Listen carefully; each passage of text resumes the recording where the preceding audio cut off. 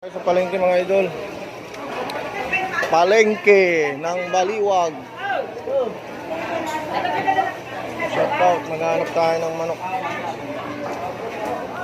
Kaya yata nagtitinda ng manok.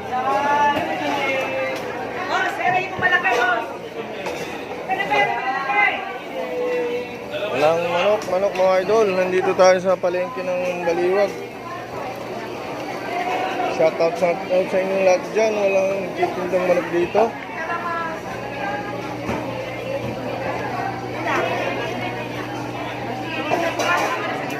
Yan, sige. Ayun. Dito tayo sa palengke ngayon. Ayun si nanay tuwa. Ayun ang simangot. Ayun, naghanap tayo ng manok.